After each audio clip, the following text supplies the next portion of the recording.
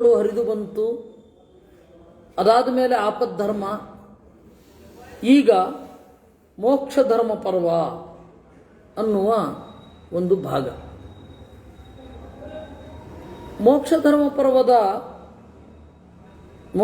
ಪರ್ವ ಸುಮಾರು ದೊಡ್ಡದು. ಹಾಗೆ ಆಪದ್ಧರ್ಮದ ಬಗ್ಗೆ ಹೇಳಿದ್ದೀರಾ, ಇನ್ನು ಮೋಕ್ಷ ಧರ್ಮದ ಬಗ್ಗೆ ನೀವು ಹೇಳಬೇಕು. ಮೋಕ್ಷ ಧರ್ಮ ಅಂತ ಕೇಳಲಿಲ್ಲ, ಆಶ್ರಮಿಣಾಂ ಧರ್ಮಾಹ ಅಂದ. ಆಶ್ರಮಿಗಳು ಅಂತಂದರೆ ಗೃಹಸ್ಥ, ಬ್ರಹ್ಮಚರ್ಯ, ವಾನಪ್ರಸ್ಥ, ಆಮೇಲೆ ಸನ್ಯಾಸ. ಈ ಆಶ್ರಮಿಗಳ ಧರ್ಮವನ್ನು ಹೇಳಿ, ಯಾಕಂದರೆ ಈ ಆಶ್ರಮ ತೆಗೆದುಕೊಳ್ಳೋದೇ ಮೋಕ್ಷದ ಕಡೆಗೆ ಹೆಜ್ಜೆ ಇಡಲಿಕ್ಕೆ. ಮುಖ್ಯವಾಗಿ ಆಶ್ರಮ, ಬ್ರಾಹ್ಮಣನಾದವ ಯಾಕೆ ಆಶ್ರಮದಲ್ಲಿ ಇರಬೇಕು ಅಂತಂದರೆ ಮೋಕ್ಷದ ಕಡೆಗೆ ಹೆಜ್ಜೆ ಇಡಲಿಕ್ಕಾಗಿ. ಅದರಿಂದಾಗಿ ಅದರ ಬಗ್ಗೆ ಹೇಳಿ ಅಂತಂದರೆ ಇಂಡೈರೆಕ್ಟ್ಲಿ ಮೋಕ್ಷ ಧರ್ಮ ಪರ್ವದ ಬಗ್ಗೆ ಹೇಳಿ ಅಂತ ಅರ್ಥ. ಭೀಷ್ಮ ಸರ್ವತ್ರ ವಿಹಿತೋ ಧರ್ಮ ಸ್ವರ್ಗ ಸತ್ಯ ಫಲೋದಯ ಬಹುದ್ವಾರಸ್ಯ ಧರ್ಮಸ್ಯ ನೇಹಾಸ್ತಿ ವಿಫಲಾಕ್ರಿಯಾ. ಬಹಳ ಮನನೀಯವಾದ ಮಾತು. ಸರ್ವತ್ರ ವಿಹಿತೋ ಧರ್ಮ, ಧರ್ಮ ಅನ್ನೋದು ಎಲ್ಲ ಕಡೆ ಸ್ವರ್ಗವನ್ನು ತಂದುಕೊಡುವುದು. ಸತ್ಯಫಲೋದಯ, ಯಥಾರ್ಥ ಜ್ಞಾನದ ಫಲವನ್ನು ಕೊಡುವಂಥದ್ದು. ಆದರೆ ಧರ್ಮ ಅನ್ನೋದು ಬಹುದ್ವಾರ, ಒಂದೇ ರೀತಿ ಅಲ್ಲ. ಅಬ್ರಾಮಿಕ್ ರಿಲಿಜನ್ ತರಹ ಅಲ್ಲ. ನಮ್ಮ ಧರ್ಮದ ಕಲ್ಪನೆ ಅಬ್ರಾಮಿಕ್ ಅವ್ರಿಗೆ ಹೋಗಲಿ, ಭಾರತೀಯರಿಗೆ ಅರ್ಥ ಆಗ್ತಾ ಇಲ್ಲ. ಅಬ್ರಾಮಿಕ್ ರಿಲಿಜನ್ನು ಅವ್ರಿಗೆ ಹೋಗಲಿ, ನಮ್ಮ ಭಾರತೀಯರಿಗೆ ಧರ್ಮದ ಬಗ್ಗೆ ಅರ್ಥ ಆಗ್ತಾ ಇಲ್ಲ. ಸಮಾನತೆ ಅಂತ ಹೇಳಿ ಒಂದು ಕಾನ್ಸೆಪ್ಟೇ ಇಲ್ಲ. ಬಹುದ್ವಾರಸ್ಯ ಧರ್ಮಸ್ಯ, ಧರ್ಮ ಅನ್ನೋದು ಬಹುದ್ವಾರ, ಬಹಳ ಬಾಗಿಲುಗಳನ್ನು ಹೊಂದಿದೆ. ಧರ್ಮ ಅನ್ನೋದು ಒಕ್ಕಣ್ಣ ಅಲ್ಲ, ಒಂದೇ ತರಹ ನಡ್ಕೊಂಡು ಹೋಗಲ್ಲ. ಯಸ್ಮಿನ್ಸ್ತು ವಿಷಯೇ ಯೋ ಯೋ ಯಾತಿ ವಿನಿಶ್ಚಯಂ ಸತಮೇವಾಭಿಜಾನಾತಿ ನಾಣ್ಯಂ ಭರತ ಸತ್ತಮ. ಲೋಕದ ಘಟನೆ ಏನು ಗೊತ್ತಾ? ಲೋಕದ ಪ್ರಾಬ್ಲಮ್ ಯಸ್ಮಿನ್ಸ್ತು ವಿಷಯೇ, ಯಾವ್ಯಾವ ವಿಚಾರ ಅವನಿಗಿಷ್ಟ ಆಗತ್ತೋ ಅದರಲ್ಲಿ ಅವನಿಗೆ ನಿಶ್ಚಯ ಇರುತ್ತೆ. ತಮೇವಾಭಿಜಾನಾತಿ, ಎಷ್ಟೇ ಉಲ್ಟಾ ಇದ್ರೂ ಕೂಡ ಅವನಿಗೆ ಬೇಕಾದದ್ದನ್ನೇ ಅವನು ಕಾಣುತ್ತಾನೆ. ಯಥಾ ಯಥಾ ಚಪರಿಯೇತಿ ಲೋಕತಂತ್ರಮಸಾರವತ್ ತಥಾ ತಥಾ ವಿರಾಗೋತ್ರ ಜಾಯತೆ ಮನುಜಾಧಿಪ. ಇದಕ್ಕೆ ಇರುವ ಒಂದು ದಾರಿ ಏನು ಅಂದರೆ, ಲೋಕತಂತ್ರ, ಜಗತ್ತಿನ ವಿಚಾರಗಳೇನಿದೆ ಅದು ಸಾರವಲ್ಲ ಅಂತ ಅಂದ್ಕೊಳ್ಬೇಕು. ಅದನ್ನೇ ವೈರಾಗ್ಯ ಅಂತ ಇನ್ನೊಂದು ಭಾಷೆಯಿಂದ ಹೇಳೋದು. ಇದು ಸಾರ ಅಂತನ್ನುವ ಭ್ರಮೆ ಇರಬಾರದು. ಲೋಕದಲ್ಲಿ ನಡೀತಾ ಇದೆ ಇದು ಕೂಡ ಅನ್ನುವ ಒಂದು ಘಟನೆ, ಜಾತ್ರೆ ನಡೀತಾ ಇದೆ, ಲೋಕದಲ್ಲಿ ಅಭಿಪ್ರಾಯಗಳ ಜಾತ್ರೆ ನಡೀತಾ ಇದೆ ಅಂತ ಅಂದುಕೊಂಡು ದೇವರ ಕಡೆಗೆ ಸಾಗಬೇಕು. ಈ ಹೊರಗಡೆಯ ವಿಪರೀತ ವಿಚಾರಗಳಿಗೆ ಹೋದರೆ ಒಳಗಡೆಗೆ ಹೋಗಲಿಕ್ಕಾಗಲ್ಲ. ಏವಂ ವ್ಯವಸ್ಥಿತೇ ಲೋಕೆ ಬಹುದೋಷೇ ಯುಧಿಷ್ಠಿರ ಆತ್ಮಮೋಕ್ಷ ನಿಮಿತ್ತಂ ಯತ್ ಯಥೇತಮತಿಮಾನ್ ನರಃ. ಲೋಕದಲ್ಲಿ ಬಹಳ ದೋಷಗಳಿದೆ ಬಿಡಿ, ಯಾರೂ ಸರಿ ಮಾಡಲಿಕ್ಕಾಗಲ್ಲ, ಯಾರು ಬಂದರೂ ಸರಿಯಾಗಲ್ಲ. ಅದಕ್ಕೆ ಒಬ್ಬ ಪ್ರಜ್ಞಾವಂತ ಇದನ್ನ ಅಸಾರವನ್ನಾಗಿ ಗ್ರಹಿಸುತ್ತಾ, ಇದರಲ್ಲಿ ಅನಿವಾರ್ಯ ಇರಲೇಬೇಕು, ಮನುಷ್ಯ ದೇಹ ಬಂದಿದೆ ಅಂದಮೇಲೆ ಇದರಲ್ಲಿ ಇರಲೇಬೇಕು. ಆತ್ಮಮೋಕ್ಷಾಯ ಯಥೇತ, ತನ್ನ ಬಿಡುಗಡೆಗಾಗಿ ಒಂದು ಪ್ರಯತ್ನ ಪಡ್ತಾ ಇರಬೇಕು. ಅದರಿಂದ ಒಬ್ಬ ಲೋಕದ ವೃತ್ತ, ಲೋಕದ ನಡೆ ಎಷ್ಟು ಬೇಕೋ ಅಷ್ಟು, ಹಾಗಂತ ಇದ್ರ ಬಗ್ಗೆ ಪೂರ್ತಿಯಾಗಿ ಬೈತಾ ತಿರುಗಾಡೋ ಅಗತ್ಯ ಏನಿಲ್ಲ. ಯಾಕೆಂದರೆ ಅವರು ಈ ಲೋಕದ ಒಳ್ಳೆಯದನ್ನು ಭೋಗಿಸ್ತಾ ಇರ್ತಾರೆ. ಕೆಡುಕಿನ ಬಗ್ಗೆ ತೀವ್ರ ತಲೆ ಕೆಡಿಸ್ಕೊಳ್ಳೋ ಅಗತ್ಯನೂ ಇಲ್ಲ. ಆತ್ಮಮೋಕ್ಷಾಯ ಯಥೇತ, ತನ್ನ ಮೋಕ್ಷದ ಬಗ್ಗೆ ಪ್ರಯತ್ನ ಪಡ್ತಾ ಇರಬೇಕು. ಹೀಗೆ ಜಗತ್ತಿನಲ್ಲಿ ಎರಡು ಅನಿವಾರ್ಯ ಇರಲೇಬೇಕು. ಒಂದು, ಈ ಲೋಕದ ಬಗ್ಗೆ ವಿಪರೀತ ಹೇವರಿಕೆ ಇರಬಾರದು. ಯಾಕೆಂದರೆ ಪುರಂದರದಾಸರೇ ಮೊದಲಾದವರು ಅದನ್ನು ಹೇಳಲಿಲ್ಲ. ಈಸಬೇಕು, ಇದ್ದು ಜಯಿಸಬೇಕು ಅಂತಲೇ ಹೇಳಿದ್ದು. ಇದನ್ನು ನಿರಾಕರಣೆ ಮಾಡಲಿಕ್ಕಾಗಲ್ಲ ಈ ಲೋಕವನ್ನು. ಅದರಿಂದ ಎರಡು ಏವಂ, ಆ ಶ್ಲೋಕ ಇನ್ನೊಮ್ಮೆ ಹೇಳ್ತೇನೆ ಕೇಳಿ. ಏವಂ ವ್ಯವಸ್ಥಿತೇ ಲೋಕೆ ಬಹುಧೋಚೆ ಯುಧಿಷ್ಠಿರ ಆತ್ಮಮೋಕ್ಷ ನಿಮಿತ್ತಂ ಯತ್ ಯಥೇತಮತಿಮಾನ್ ನರಃ ಅಪಿ ಚ ತ್ವಂ ನರವ್ಯಾಘ್ರ ಶ್ರೋತುಮರ್ಹಸಿ ಮೇ ಕಥಾಂ ಪುರಾ ಚಕ್ರಸ್ಯ ಕಥಿತೋ ನಾರದೇನ ಮಹರ್ಷಿಣ. ನಾನು ಹೇಳ್ತೇನೆ ಕೇಳು. ಇದರ ಬಗ್ಗೆ ನಾರದರು ಇಂದ್ರನಿಗೆ ಹೇಳಿದರು. ಅದು ಹೇಳಬೇಕಾದ್ರೆ ಶಕ್ರಾಯ ಅಂತ ಹೇಳಲಿಲ್ಲ. ಏನು ಹೇಳಿದ್ರು? ಶಕ್ರಸ್ಯ ಅಂತ. ಇದನ್ನು ನಾವು ಕನ್ನಡದಲ್ಲಿ ಅವನಿಗೆ ಹೇಳಿದೆವು ಅಂತ ಪ್ರಯೋಗ ಮಾಡ್ತೇವೆ. ಸಂಸ್ಕೃತದಲ್ಲಿ ಹಾಗೆ ಪ್ರಯೋಗ ಮಾಡಲಿಕ್ಕಿಲ್ಲ. ಒಂದೋ ದ್ವಿತೀಯ ವಿಭಕ್ತಿ ಹೇಳಬೇಕು, ಒಂದೋ ಚತುರ್ಥಿ ವಿಭಕ್ತಿ ಹೇಳಬೇಕು. ಯಾಕೆಂದರೆ ಇಂಟೆನ್ಸಿವ್ಲಿ ಹೇಳಿದ್ದೀವಿ ಅಂತ ಅರ್ಥ. ಅವನಿಗೆ ಅಂತ ಷಷ್ಠಿ ವಿಭಕ್ತಿ ಏನಿದೆ ಅಂತಹ ಇಂಟೆನ್ಸಿವ್ ಆಗಿ ಇಲ್ಲ. ಮತ್ತೆ ಹೇಳಿದ ಅಷ್ಟೇ. ಅಂದರೆ ನಾರದರು ಇಂದ್ರನಿಗೆ ಹೇಳಿದರು ನಿಜವಾದ ಅರ್ಥದಲ್ಲಿ. ಅಂದರೆ ಇಂದ್ರನಿಗೆ ಜ್ಞಾನ ಇತ್ತು ಮೊದಲೇ, ಆದರೆ ಲೋಕ ವ್ಯವಹಾರಕ್ಕಾಗಿ ಮುಂದಿನ ಲೋಕ ತಿಳ್ಕೊಳ್ಳಿ ಅಂತ ಹೇಳಿ ಅವರು ಸಂವಾದವನ್ನು ಮಾಡ್ತಾರಂತೆ. ಜ್ಞಾನಿಗಳಿಬ್ಬರು ಸೇರಿದಾಗ ಶಾಸ್ತ್ರದ ಬಗ್ಗೆನೇ ಚಿಂತನೆ ಮಾಡೋದು. ಗೊತ್ತಿರಬಹುದು, ಜಾನಂತೋಪಿ ವಿಶೇಷಾರ್ಥ ಜ್ಞಾನಾಯ ಸ್ಥಾಪನಾಯವ ಅಂತ ಗೀತಾ ತಾತ್ಪರ್ಯದಲ್ಲಿ ಮಧ್ವಾಚಾರ್ಯರು ಹೇಳ್ತಾರೆ. ಅದರಿಂದ ಪುರಾ ಚಕ್ರಸ್ಯ ಕಥಿತೋ ನಾರದೇನ ಮಹರ್ಷಿಣ ಮಹರ್ಷಿರ್ನಾರದೋ ಸಿದ್ಧರಾಜನ್ ಸಿದ್ಧಸ್ತ್ರೈಲೋಕ್ಯ ಸಮ್ಮತಃ ಪರ್ಯೇತಿ ಕ್ರಮಚೋ ಲೋಕಾನ್ ಸಕದಾಚಿನ್ ಮಹಾಮುನಿ. ಒಮ್ಮೆ ನಾರದರು 3 ಲೋಕವನ್ನು ಸುತ್ತಿ ಬರ್ತಾ ಇದ್ದಾರೆ. ಇಂದ್ರನ ಮನೆಗೆ ಬಂದರು. ತಂ ಕೃತಕ್ಷಣಮಾನಿ ಆಸೀನಂ ಪರ್ಯಪೃಚ್ಛಚೀಪತಿ. ನನಗೆ ಒಂದು ಮಾತು ಹೇಳಬೇಕು, ನಾನು ನಿಮ್ಮನ್ನೊಂದು ಪ್ರಶ್ನೆ ಕೇಳ್ತೇನೆ. ಆಯಿತು. ಬ್ರಹ್ಮರ್ಷೇ ಕಿಂಚಿದಾಶ್ಚರ್ಯಂ ಅಸ್ತಿ ದೃಷ್ಟಂ ತ್ವಯಾ ನಘ ವದತ್ವಮಪಿ ರಾಜರ್ಷೇ ತ್ರೈಲೋಕ್ಯಂ ಸಚರಾಚರಂ. ಬ್ರಹ್ಮರ್ಷಿಯೇ, 3 ಲೋಕದಲ್ಲಿ ಅತ್ಯಂತ ಅಚ್ಚರಿ ಅನಿಸೋದು ಏನಾದರೂ ಇದೆಯಾ? ನನಗೆ ಬಹಳ ಕುತೂಹಲ ಮೂಡಿದೆ. ಎಲ್ಲ ಕಡೆ ತಿರುಗ್ತೀರಾ, ಸಾಕ್ಷಿವತ್ ತಟಸ್ಥರಾಗಿ ತಿರುಗ್ತೀರಾ.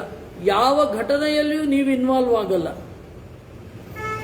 ಯಾವ ಘಟನೆಯಲ್ಲಿ ಯಾರ ಪಕ್ಷವನ್ನೂ ಹಿಡಿಯುವುದಿಲ್ಲ. ಯಾವುದೇ ಒಂದು ಘಟನೆಯನ್ನ ಅದು ಹೇಗೆ ಇದೆಯೋ ಹಾಗೆ ಹೇಳ್ತೀರ. ಹೇಗೆ ಕಂಡಿದೆಯೋ ಹಾಗಲ್ಲ, ಹೇಗೆ ಇದೆಯೋ ಹಾಗೆ ಹೇಳ್ತೀರ. ಅದರಿಂದ ನಶ್ಯಸ್ತ್ಯ ವಿದಿತಂ ಲೋಕೆ ದೇವರ್ಷೇತವ ಕಿಂಚನ. ನೀವು ಪತ್ರಕರ್ತರ ತರಹ ಓಡಾಡೋದಿಲ್ಲ. ಪತ್ರಕರ್ತರಾದರೆ ಅವರಿಗೆ ಬೇಕಾದ ಬಣ್ಣದಲ್ಲಿ ನೋಡ್ತಾರೆ. ಕೆಲವೊಮ್ಮೆ ಪ್ರವೋಕ್ ಮಾಡಲಿಕ್ಕೇನೆ ನೋಡ್ತಾರೋ ಏನೋ ಅಂತ ಅನ್ಸುತ್ತೆ ಜಗತ್ತನ್ನ. ಲಾರಿ ಹರಿದು ದಲಿತನ ಸಾವು ಯಾಕಪ್ಪ ಬೇಕು? ಯಾರು ಬ್ರಾಹ್ಮಣನ ಮೇಲೆ ಹೋದ್ರು ಅವನು ಸಾಯೋದೆ. ಕೋಮು ಸೌಹಾರ್ದ ಮೆರೆಯುತ್ತಿರುವ ಡ್ಯಾಶ್ ಅವನು ಏನು ಅಂದರೆ ಗೀಗಿ ಪದ ಹಾಡ್ತಾ ಇರ್ತಾನೆ.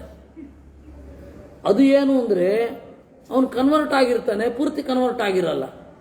ಅವನು ಕನ್ವರ್ಟ್ ಆಗೋದಕ್ಕಿಂತ ಮೊದಲು ಎಲ್ಲಿದ್ನೋ ಅದನ್ನೇ ಮುಂದುವರಿಸ್ಕೊಂಡು ಹೋಗ್ತಾ ಇರ್ತಾನೆ. ಇವ್ರಿಗೆ ಅದು ದೊಡ್ಡ ಕೋಮು ಸೌಹಾರ್ದ.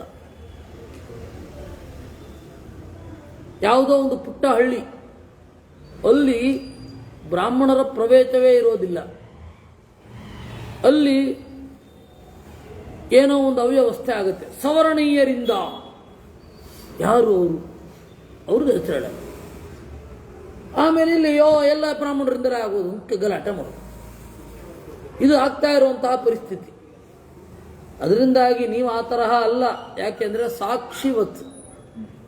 ಸಾಕ್ಷಿಯಾಗಿ ನೋಡ್ತಾ ಇದ್ದೀರಾ, ನೀವು ತಟಸ್ಥರಾಗಿದ್ದೀರಾ.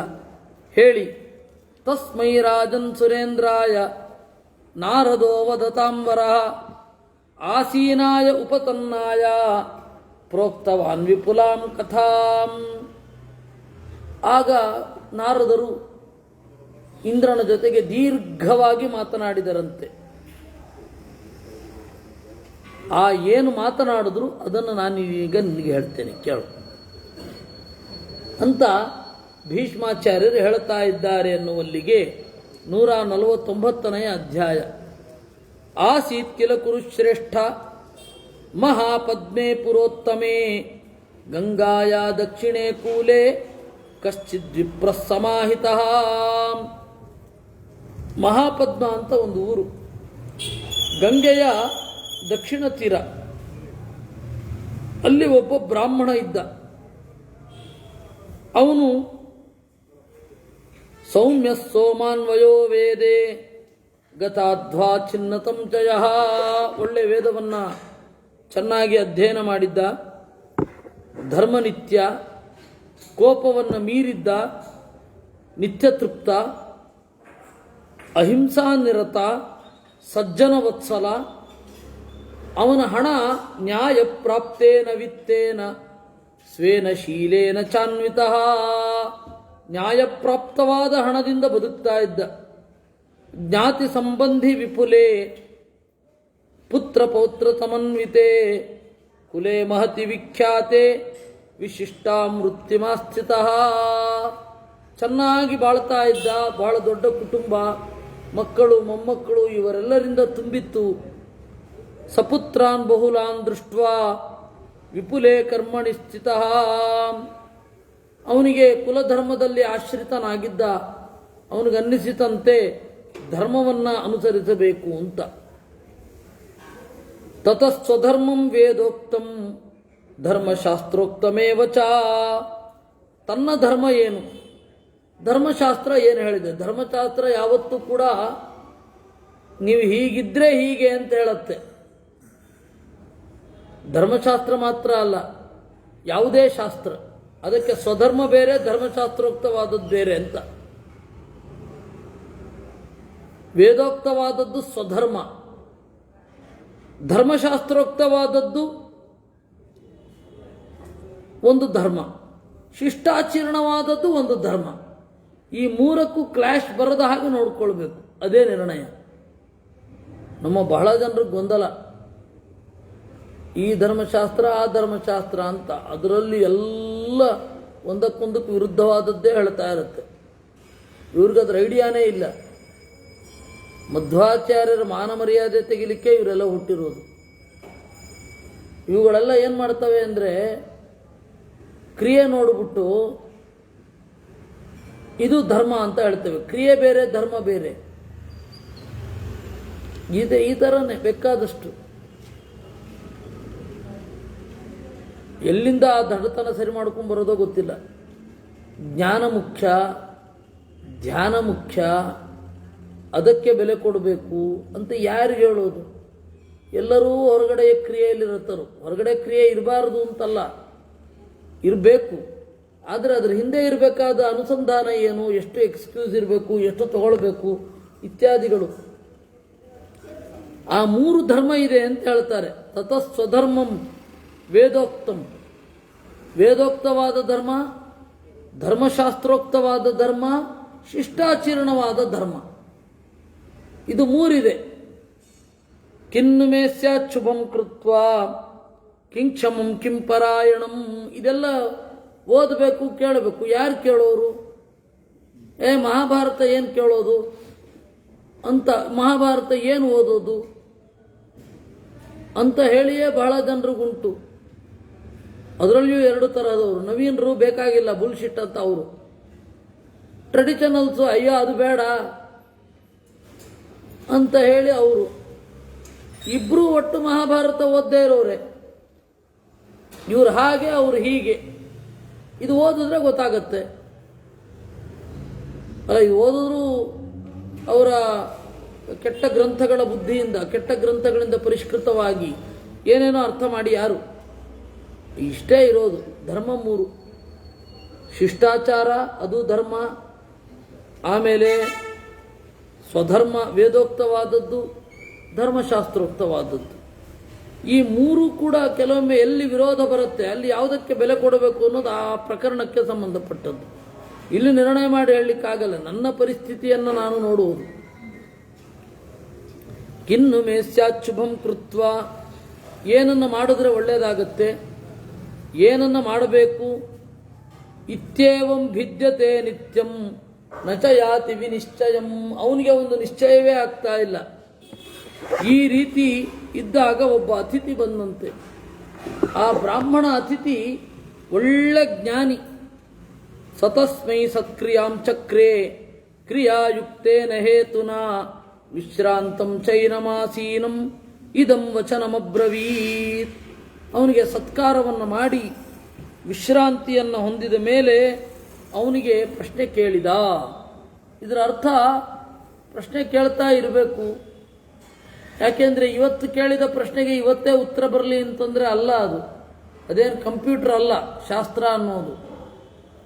ನೀವು ಅದಕ್ಕೆ ಸತ್ಯ ಅನ್ನೋದು ನೀವು ಅದನ್ನು ಕಂಡುಕೊಳ್ಬೇಕು. ಯಾರ್ಯಾರನ್ನೋ ಕೇಳಬಾರದು. ಮತ್ತೆ ಯಾರ್ಯಾರನ್ನು ಕೇಳಿ ಏನೇನೋ ಆಗೋದು ಇರುತ್ತೆ. ಅದರಿಂದಾಗಿ ಕೇಳ್ತಾ ಇರಬೇಕು. ತೃಪ್ತಿ ಆಗಲಿಲ್ಲ ಅಂದರೆ ಬೇರೆ ಪ್ರಶ್ನೆಗಳನ್ನು ಬೇರೆಯವ್ರಿಗೆ ಕೇಳ್ತಾ ಇರಬೇಕು. ಅದೇನು ತಪ್ಪಲ್ಲ. ಹಾಗೆ ಕೇಳ್ತಾ ಇದ್ದ. ಒಂದು ಸರ್ತಿ ಇವನು ಬಂದ, ಒಬ್ಬ ಬ್ರಾಹ್ಮಣ ಬಂದ. ವಿಶ್ರಾಂತಿ ತಗೊಂಡ ಮೇಲೆ ಹೇಳ್ತಾನೆ, ನಾಳೆ ಕೃಷ್ಣಾರ್ಪಣಮಸ್ತು.